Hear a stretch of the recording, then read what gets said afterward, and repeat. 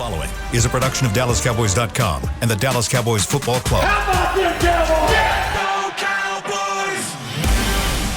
Cowboys! This is Mick Shots, streaming live on DallasCowboys.com and the official Dallas Cowboys app. Now, here are Bill Jones, Everson Walls, and Mickey Spagnola. And it is officially now Packers Week here inside the SWBC podcast studio at the Star in Frisco. This is Mick Shots. Bill Jones, Everson Walls, and the star of our show, Mickey Spagnola. He's the cheesehead About expert. time somebody's figured that out. He's the cheesehead expert. That's right. This guy. You got a cheese head at home there, Mickey? You know he does. He just. I'm surprised you didn't bring it. I'm surprised you didn't bring it yesterday. Yeah. They didn't do the cheese heads back in your day, right? No. Yeah. You think Lombardi would have put up with a cheese head? I don't think so. There are football players was on no the football field out there today, I noticed. Yes, there is. Yes. There was no leaping in the stands either, by the way. No You got Lambeau leap. superstar. You got No way. superstar behind you, The man. voice Pointing of the at back of your head. Cowboys, Brad Sham. I'm gonna save you. I'm gonna save your spine. Brad. It's Brad Sham. All Yeah. Yeah. Save you trying to turn around. Man, familiar with the Ice Bowl? Oh, No, can he hear me? No, he stopped. Now he's leaving. I don't think so. We're more familiar with it. Who knows if he was watching it back in '67? Oh, I'm sure he was. I'm sure he was. Everybody Probably. was. Did they have television back then? Black and white, They did. 19 inches if you were lucky. When was the first time you got a color TV? Man, that's a good one. I would imagine the '70s. Okay. And, still the same cheap stuff because eventually you're going to have to get the pliers to change the channel, right? You have that. The knob thing always breaks. It's cheap plastic, so you have to eventually get the pliers to change the Our channel. knob on our TV broke, and, it kind of fit on that little screw there. Yep, got the little divider there in the middle. Yep. And instead of getting a new TV, you remember the little kind of key thing that opened up coffee cans? We had to stick that in there and turn it. Yeah, that's right. All right. Very Just good. get some pliers, dude. What are you doing? No, that Get was the channel because locks, they just stay on it there. fit right in there, right? Because there was a groove, right? We never had, growing up, a color TV. I don't think they had a color, my parents, until we bought them one for some occasion, my sister and I. Wow. So this would have been like in early 80s. So when was the first time you saw the Green Bay Packers in green? Meaning in person. In person. If you couldn't see it on your black and white TV that they actually maybe wore green jerseys. It was either at somebody else's house or maybe when I was in college, because the first hockey game I went to, and I'm used to watching hockey in black and white, and I walked into Chicago Stadium and it was like, oh, wow, the blue line's blue and the red line's red, and look at those uniforms in color. Along those lines. Because there was no First color time- pictures in the paper either. by the Okay, way. along those lines, the first time that I saw how green the Boston Celtics uniforms are was probably at Reunion Arena. See them live in person. Wow. Okay. TV doesn't do it justice. And the other thing is how gold the Notre Dame helmets are. You have to see it in person to really appreciate just how. The most striking colors I've seen was Cotton Bowl. The green grass and the highlights from the Cotton Bowl. Yeah, just Lindsey watching. Nelson at the I'm just it was always sunny, seems like, in the Cotton Bowl, and well, they call it Sunny South Dallas. That's why they call it Sunny South Dallas. And like- to watch, I just remember Don Meredith and Bob Hayes, and just, it's like, wow, this is so colorful, and it was the clarity was just amazing. That was probably the first time I saw color in the NFL when I actually went to a game. Yeah.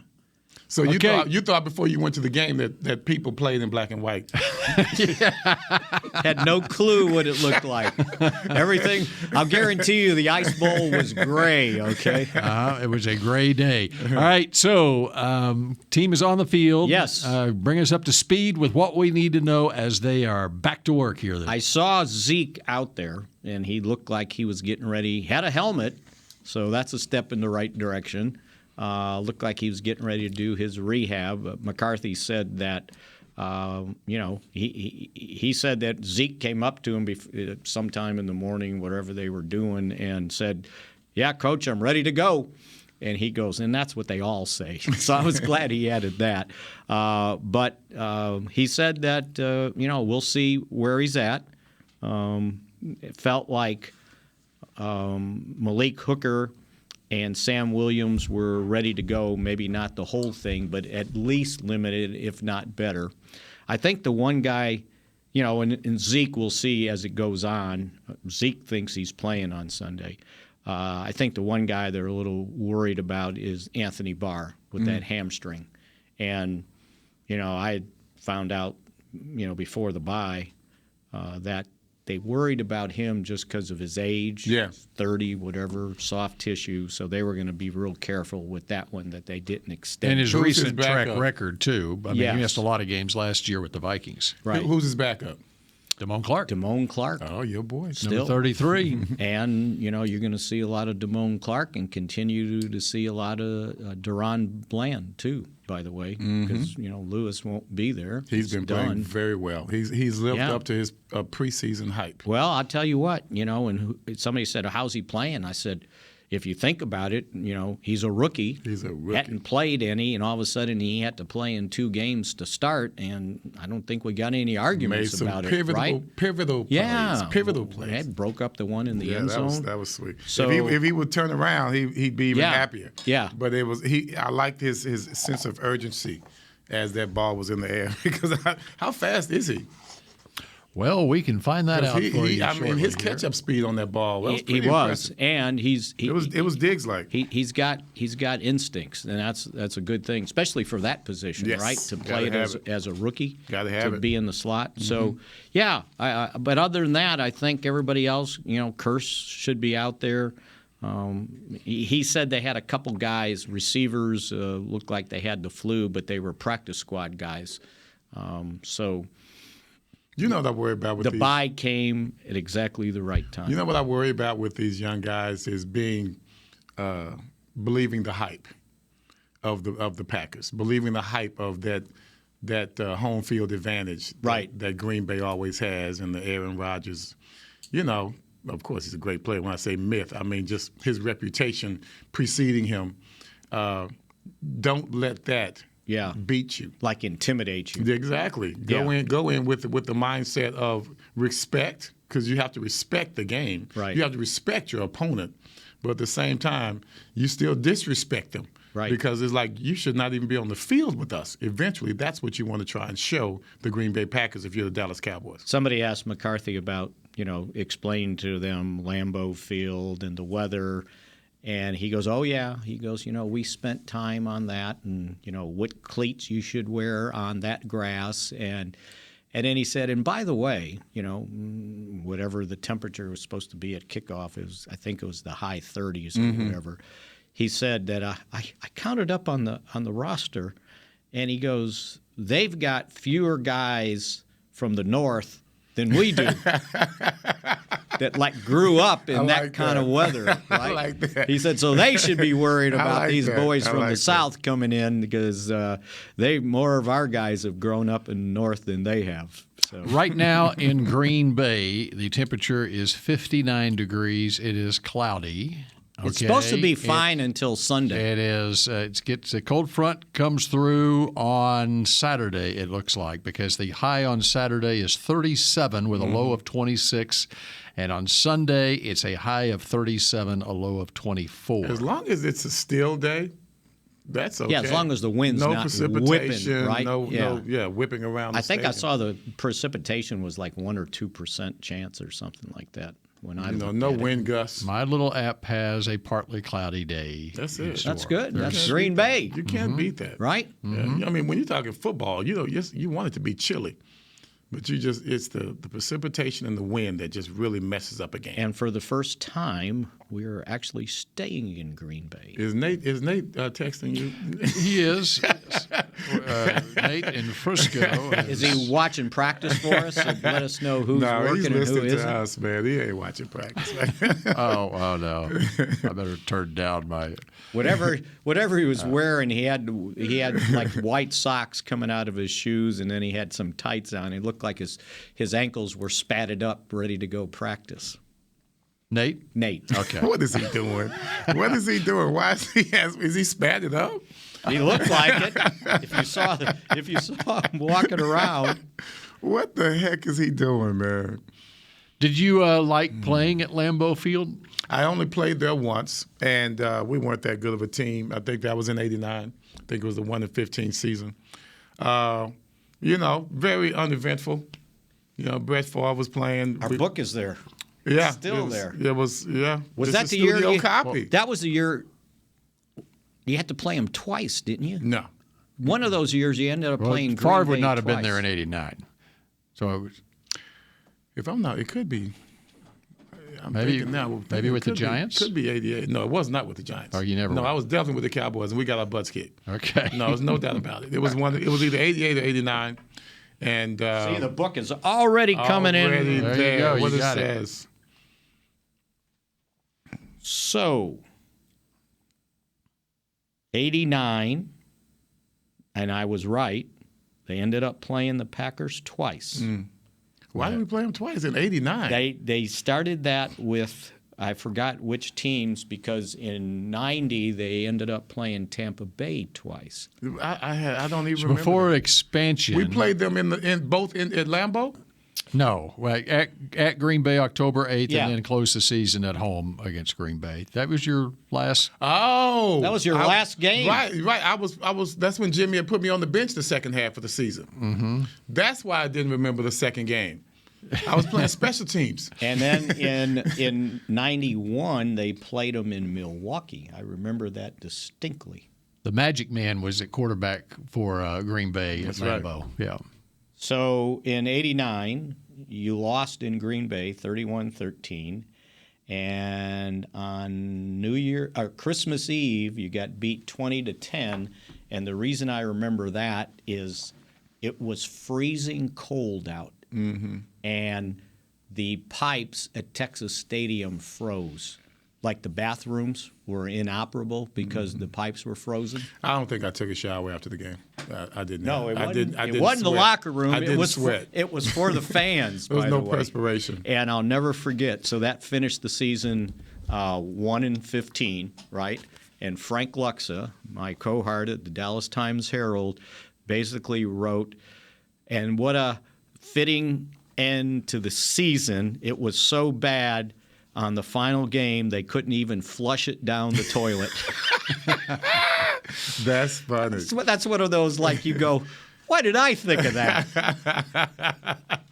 Okay, so the Cowboys finished 1-15, obviously, in 1989. How well I know. And, of course, the Cowboys' first-round draft pick they had used on Steve Walsh. Otherwise, they would have had the first pick in the draft 2 years in a row. So he was a, they would have had supplemental. That's when they had supplemental the draft. supplemental draft. Yes. Right. Yes. And they used their first-round pick thinking, okay, well, we won't have the first-round pick again. And sure enough. Sure And enough, they did. I think Walsh had he led them to a championship, Miami to the national championship that previous year, because Jimmy was hot for him. He had to have him. Right. He had to have him. And he was like DiNucci to me. You know, he was that guy that was a good college quarterback, but that transferred to the pros, he wasn't ready for his rookie year. And as it turned out, they could have had the first pick in the draft all 3 years because they ended up trading for it in '91 and took Russell Maryland. Right. Okay, and so they did draft Emmett, and we've talked about it. Emmett and trading up to 17 to take him in the first round in 1990. So who do you think the Cowboys would have taken Well, that's with always the first a good pick? That's always it would have been the best defensive player. They would Cortez not have, Kennedy from yes, Miami. Yes, they absolutely would have. Oh yeah. Yeah. Because they would. So here's they didn't like the running back Blair Thomas, who wound up with the Cowboys several years later. Yeah, but the Jets took him as number Jets two. took him. Here's who went Oh, this is interesting. Here's who went top 5 in that draft. And it's funny because I knew that they'd lost their first-round pick on Walsh, and I don't recall ever going back and figuring out who it was that they could have had with that pick. We talk about how great the Cowboys' draft picks were with Jimmy, when he came in and everything. But that supplemental draft being the exception. But the supplemental draft, they gave up their first-round pick. The first pick in the draft in 1990 was Jeff George. Obviously, they wouldn't. I don't think they would have taken. And they weren't going to take Blair Thomas. They could have done the same principle they did with Steve Walsh, though. Take the quarterback. I don't know. All right. So the second pick was Blair Thomas. The third pick, Seattle took Cortez Kennedy, and obviously being the Miami. You don't need to go any further than that. But here's the fourth pick was Keith McCants to Tampa Bay. The fifth pick, linebacker USC Junior Seau went to the Chargers. Yeah, he would have. But he would have taken Cortez Kennedy, no doubt, and especially with Jimmy's background as a defensive line coach. And as it turned out, they were all hot and bothered by getting the linebacker from Baylor, James Francis. They tried to trade up to get him, and Cincinnati, whoever they needed to get, whoever was before Cincinnati, they were trying to trade up with them. They couldn't do it. I think it was maybe Kansas City. And then after Cincinnati took James Francis, Jimmy called Cincinnati and wanted to trade with Cincinnati for James Francis, and they wouldn't do it. So they settled for Emmitt Smith, who would have been the next running back taken after Blair Thomas. So no running backs went after the second pick in the draft until Cowboys took Emmitt at 17. And there were 3 Hall of Famers in that first round: Cortez Kennedy, Junior Seau, and Emmitt Smith. They could have had 2 if they hadn't have made the supplemental pick for Steve Walsh. 2 of them, right? They could have had Cortez Kennedy and Emmitt Smith in that draft. Yeah. So I wonder if that's then would they have then done the Russell Maryland trade? No, they would not, because they had Cortez Kennedy. That's right. So is that in the book? Is there a chapter on that 90 draft? I wish now we would have had this conversation yesterday, and I could have asked Jimmy and confirmed who he would have taken, because I talked to Jimmy this morning. And well, let's hear about it. Well, it was great. Let's hear about it when we come back here on Mick Shots in just a moment. The Medal of Honor is our country's highest military award for valor in combat. More than 40 million individuals have served in the armed forces since the Civil War. Fewer than 4,000 have received the Medal of Honor. The National Medal of Honor Museum will be a place to preserve these legacies and inspire America. It's being built right next door to the Dallas Cowboys in Texas. Help us honor our country's greatest heroes. Learn more and get involved at mohmuseum.org. We paid how much for those lessons? Shh, she's doing great. Oh yeah, totally. Can you pass me a Pepsi Zero Sugar? Great job, honey! Oh, look at that. That's not the end. No way. Now it's time for the encore. You know what? You're right. 5 times? Not enough times. For everyone who traded in rock concerts for their kids' recitals, you've compromised enough. Pepsi Zero Sugar. That's what I like. Nobody protects you from mayhem like Allstate. You hear that? I'm a torrential downpour. Torrential? What's that even mean? It means you can't see out of your windshield. And if you have the wrong car insurance, you might have to make it rain to fix your bumper. So switch to Allstate, save money, and be better protected from mayhem, like me. Based on coverage and limits selected, subject to terms, conditions, and availability. In most states, prices vary based on how you buy. Allstate Bar and Casualty Insurance Company and affiliates, Northbrook, Illinois. What do you call a group of grown men and women with their faces painted silver and blue who get together every week to share a 3-hour-long ritual of jumping, singing, and toasting Miller Lite in 10-gallon hats while yelling, "How about them Cowboys?" You call it Miller Time in Dallas. Here's to the Cowboys. Here's to the original light beer. It's Miller Time. Celebrate responsibly. 2021 Miller Brewing Company, Fort Worth, Texas. Back to Mick Shots. K-Post Roofing and Waterproofing, proud partner of the Dallas Cowboys. From corporate homes to your home, have your roof checked by choice, not by chance. Call now, 214-225-4860, and that's kpostcompany.com.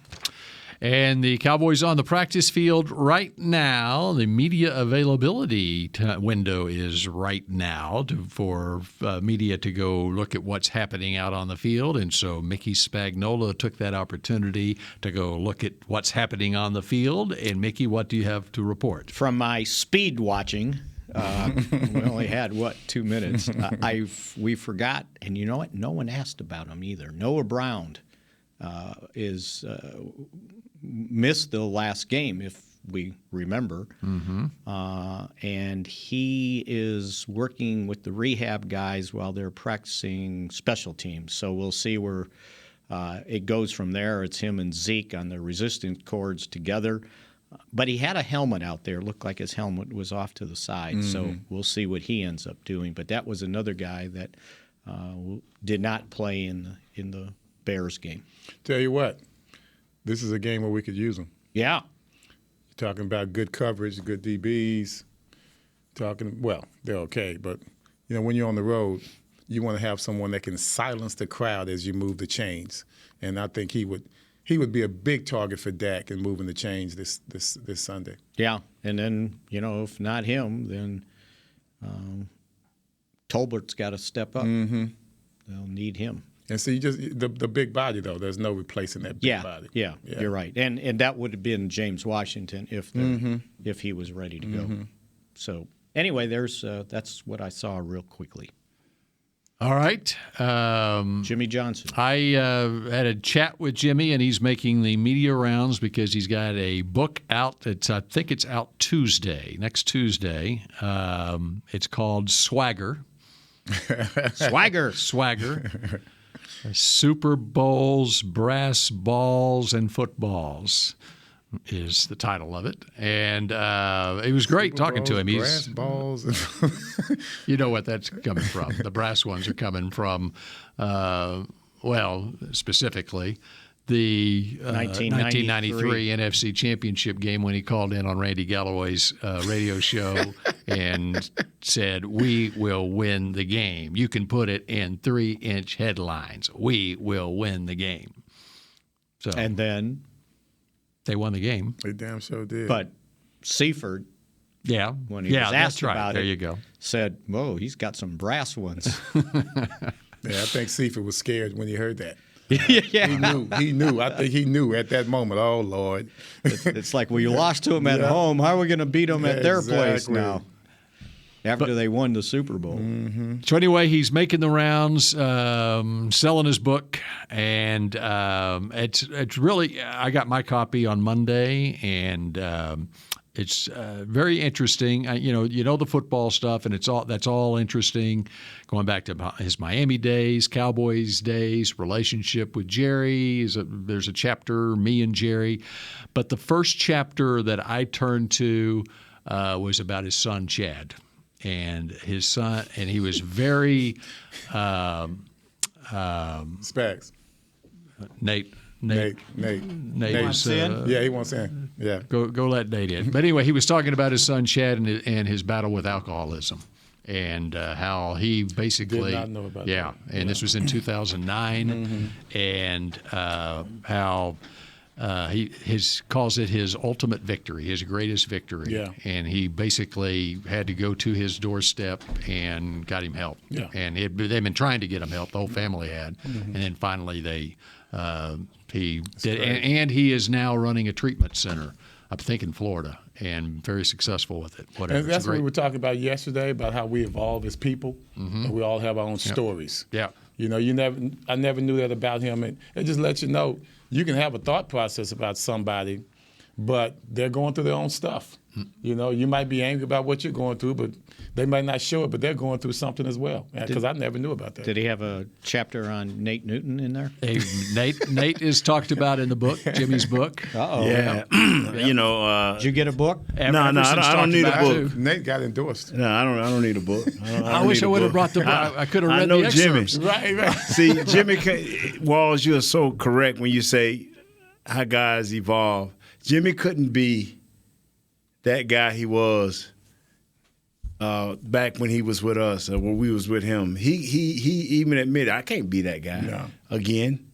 That guy there almost hated himself because how cold-blooded he was and how single-minded he was. So, I mean, just think now, he said his biggest victory is how he helped his son. But I remember him sitting in a meeting saying, my people in town, my mom and dad in town, but where am I? I'm over here. I'll see them after the game. Right. I'll deal with them. So for all of y'all with your moms and your girl, I mean, he went off. Trying to show us the single-mindedness. You know, got rid of a great, should be a Hall of Famer guy because he was walking out the field talking to a guy. You know?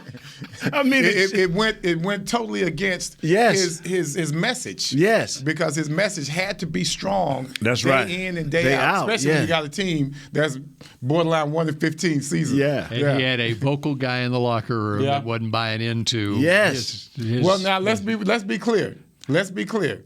Jimmy Johnson is the only coach that ever made me a captain. Right. That's Eddie Robinson, Tom Landry, all of them. He's the only one. Right. But he wanted me for a scapegoat. So that to me is for if I was doing my work early on, and Nate will tell you. Yeah. I was doing the work, going to the players, going to Jimmy. Hey, this is what's happening. Jimmy wasn't feeling none of that. Right. His idea of a captain was not what our idea of a captain was. And that was clearly pointed out. I think after the Giants game, I think I was our fourth game. The guys were running hard, man. It's 100-something degrees outside, and so as a captain, my boys say, "Hey, man, I think Gogan came to me. Hey, man, they're killing us out here. We won't be ready for the game." So, like, Coach, they said, "You kill him. What do you think we should do?" He goes, "Well, you know what? I'll lighten up on practice." Well, we lightened up on practice, and we promptly got our asses kicked by the Giants as if we were tired. Right. So Jimmy looked at that and said, "It's your fault. You know, I listened to you." Happened? And that's what happened. So I was done after that. He ended up, if you remember that Giants game, it was cold. It was up there. No. This was not that one. This was the first time. It was hot. Okay. Yeah, it was burning up. The one at the end of the season was the one that you guys had the ball inside the 10-yard line and on the 5. On the 5. On the 5, and they got everybody fired. Right? got everybody fired. It got Wojcik fired because no, it wasn't Wojcik. It was Coach Bob. Bob Ward. Yeah. That's what brought Wojcik in. See, I wasn't playing at the time. I didn't know. He called all the assistant coaches off the bus. I remember being out there because we were still doing interviews outside the stadium, and he chewed them all off. And then in the press conference, he said, "We weren't strong enough. We got to get stronger." And he fired Bob Ward. He said this would never, ever happen to us again. And it happened. We would not be on the 1. Right. It couldn't get in. Oh, man. So 15-0 loss to the Giants. 15-0. Coach Ward, all of a sudden, 15-0. And they had the ball, as Nate said, we was down on the 1. Yeah. Coach say run it. I mean, you could literally, like he had a headset on, run it 3 straight times. And see, what he's doing. And he wasn't going to kick a field goal, my God. As much as we argued, I still know what he's doing. He's trying to create a culture. Yeah. That's right. We're going to run it. We're not doing the play action. It's going to be our culture from here on. It ended up being that, but it didn't start right there. You know, the first time I met him was Paul Palmer was his running back.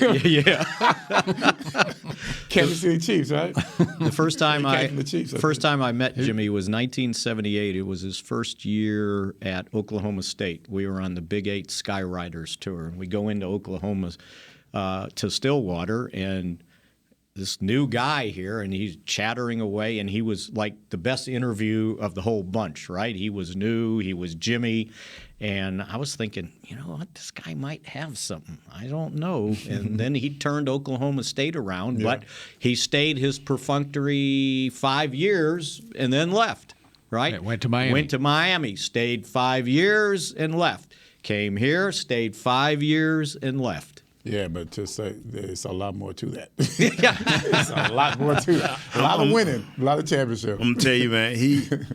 The things he used to say. He used to come in the meeting. I remember Troy just signed, and then after Troy signed, he signed his long contract. I just want to let all y'all know I signed a longer contract than any of y'all. I'll be here longer. Right. Where did this come from? He was wrong on that one. Yeah. But I'm just saying how his single-mindedness. That's right. You know, and he told us, he said, I will get rid of anybody I feel like can't help this team win. If I see where I will put up with you until I find me a player that I can replace you with. I mean, coached by fear. You know, when you were talking about single-minded, when they drafted in '92 Robert Jones, first-round pick, and I remember this, Robert brought his new wife to training camp in Austin. Jimmy was livid. He didn't want anybody distracted by – he was more worried about, and say what you want, taking care of his wife, than football. And Jimmy chewed his butt out. Mm-hmm. I mean, chewed him out. And it was like, you can't do that. Did she leave? This is football. No, I don't remember. No, Robert didn't. No, Robert was stern. He wasn't getting rid of his wife. Not telling her to leave camp. No, man. And I respect Robert to this day. That's probably why he still got his wife, and I don't have mine. Jeff Blake's sister, right? Yeah. That's a good word. I'm going to tell you, man. And see, Michael Irvin was his right-hand man. Yeah. I mean, Mike was the co-signer. Yeah, Mike. He co-signed everything he said. Mike, what's up with this? He could always find a reason why Jimmy was right. And I said to myself, I said, you know what?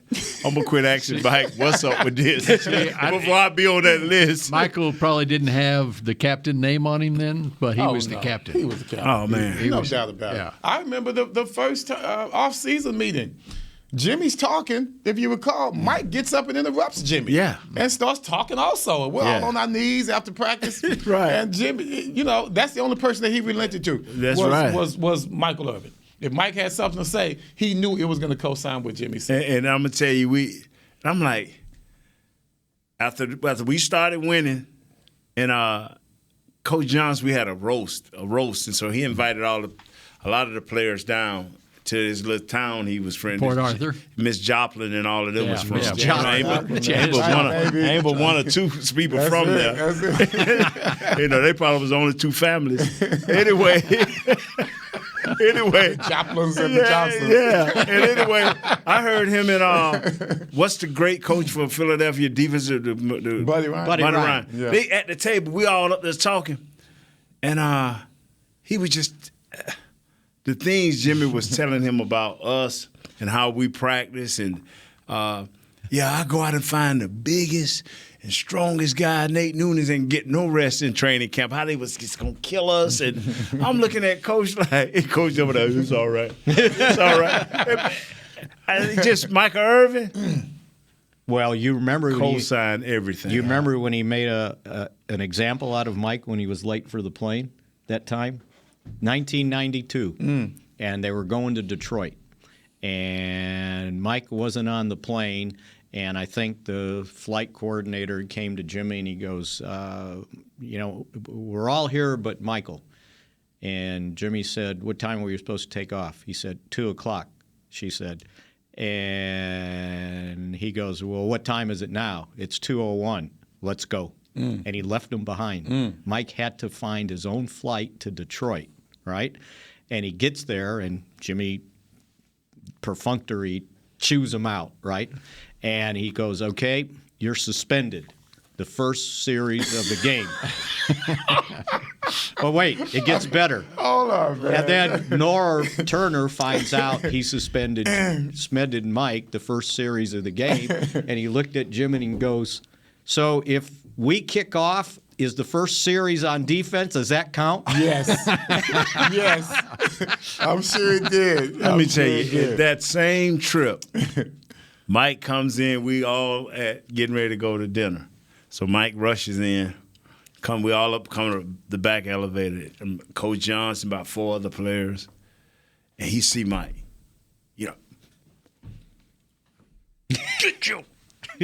Mike come over head hanging. And that's just how he does his mouth, too.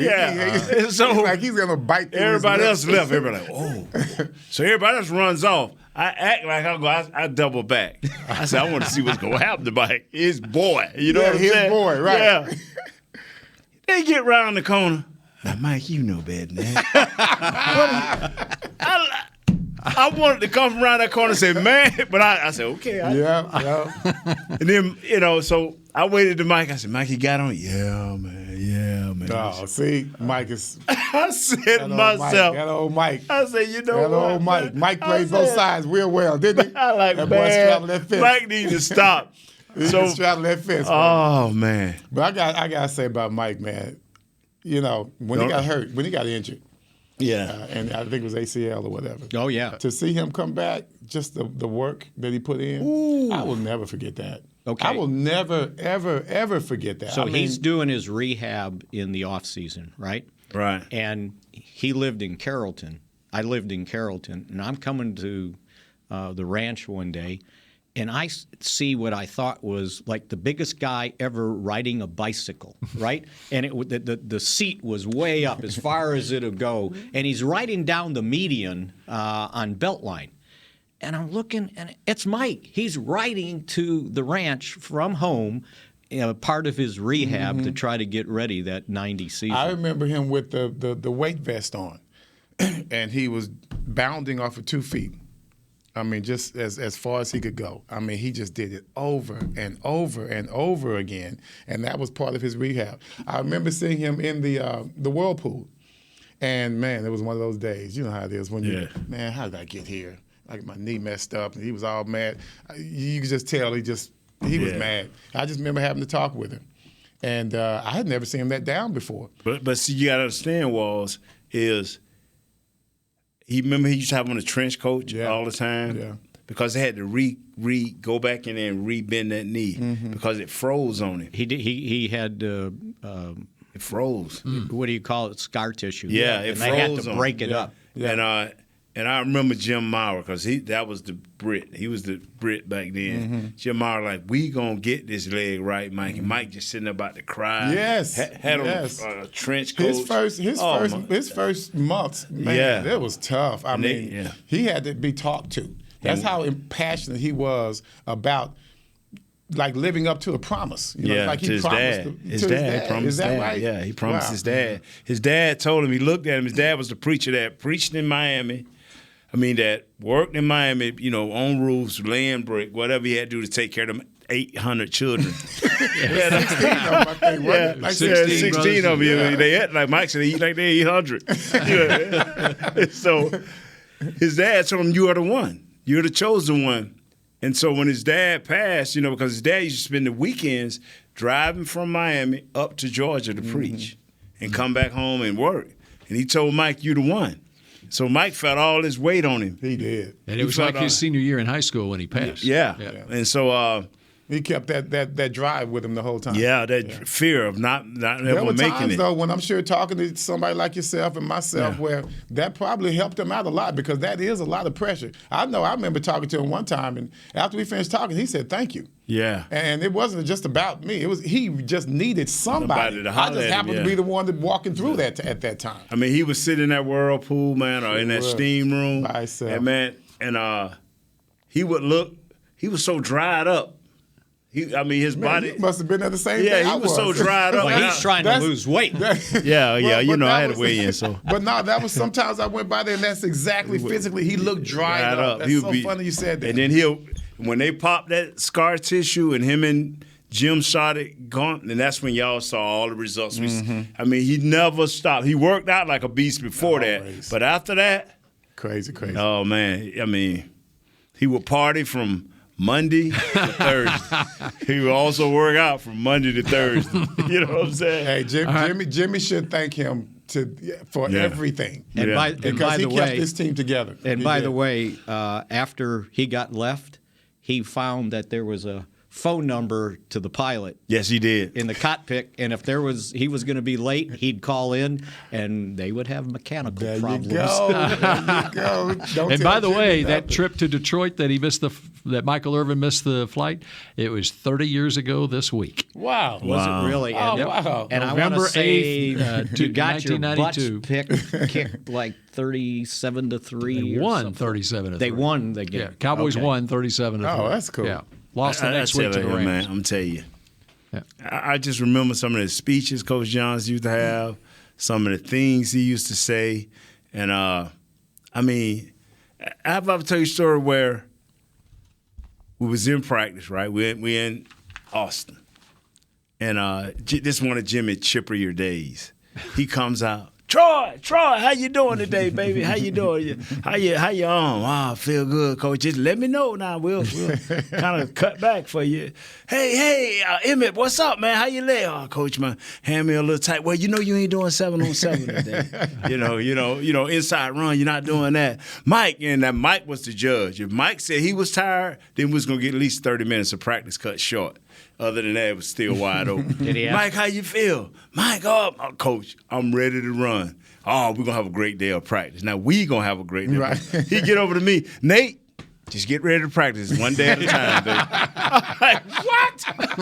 You didn't ask me how I was doing. It don't matter. Just get ready to practice. Whatever happens, you be ready. You be ready to practice. All right, we got 3 minutes left in the show, and we got a break still to take. Yeah, what about the break? Yeah, man? what happened? Why don't I just read it? Just read it now, take man. a Yeah, just read it now. All right. Yeah, and it's Wednesday, right? Yeah. Wait. Before you do that, let's do it in the word of the day today. What's the word of the day? Mickey's used it twice, and I had to look it up. What did I use? Perfunctory. Oh, that's perfunctory. Carried perfunctory. out with a minimum of effort or reflection, and that's the way that Mickey reads these. Let's do it, baby. Get cozy and join us at the Star for our most festive movie night yet. Movie Nights at the Star, presented by Monument Realty, features a Christmas classic, Elf. The show is free and open to the public begins at 7 p.m. For more info, visit thestarinfrisco.com. I'm told that we still have to take the break. Oh, man. All right, here we go. Let's go. Take it. All right, here we go. We paid how much for those lessons? Shh, she's doing great. Oh, yeah, totally. Can you pass me a Pepsi Zero Sugar? Great job, honey! Oh, look at that. That's not the end. No way. Now it's time for the encore. You know what? You're right. 5 times? Not enough times. For everyone who traded in rock concerts for their kids' recitals, you've compromised enough. Pepsi Zero Sugar. That's what I like. Nobody protects you from mayhem like Allstate. You hear that? I'm a torrential downpour. Torrential? What's that even mean? It means you can't see out of your windshield. And if you have the wrong car insurance, you might have to make it rain to fix your bumper. So switch to Allstate, save money, and be better protected from mayhem, like me. Based on coverage and limits selected, subject to terms, conditions, and availability. In most states, prices vary based on how you buy. Allstate Bar and Casualty Insurance Company and affiliates, Northbrook, Illinois. The Medal of Honor is our country's highest military award for valor in combat. More than 40 million individuals have served in the armed forces since the Civil War. Fewer than 4,000 have received the Medal of Honor. The National Medal of Honor Museum will be a place to preserve these legacies and inspire America. It's being built right next door to the Dallas Cowboys in Texas. Help us honor our country's greatest heroes. Learn more and get involved at mohmuseum.org. The season is finally here. For months, we've been gearing up to win. Now it's time for the team that performs on any field, United Ag and Turf. With John Deere Zero Turns for mowing, compact tractors for loading, mini excavators for digging, Gator utility vehicles for hauling, implements for grading, hay tools for baling. United Ag and Turf, for winning. The official Ag and Turf equipment supplier of the Dallas Cowboys. Visit UnitedAgAndTurf.com for more. Back to Mick Shots. Mickey has another perfunctory thing he wants to say. So after you won the Super Bowl in '93, back-to-back, right? Right. And he about wore you guys out to win those 5 straight at the end of the year.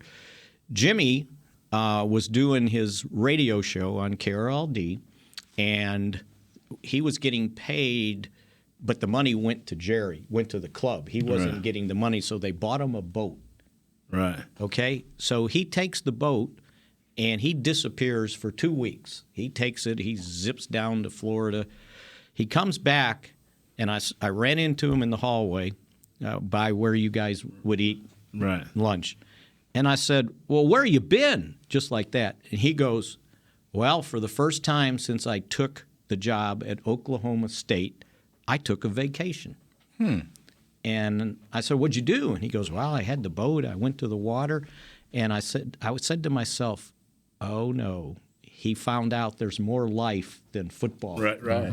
And I'll be darned, 2 months later. Okay. And we need to get to that chapter. Well, and we are out of time, but I'll just briefly say this. All right, after Jimmy and Jerry had the press conference, the divorce, okay, Jimmy writes in the book that his dad drove up from Port Arthur and met him at the house, and he broke down crying.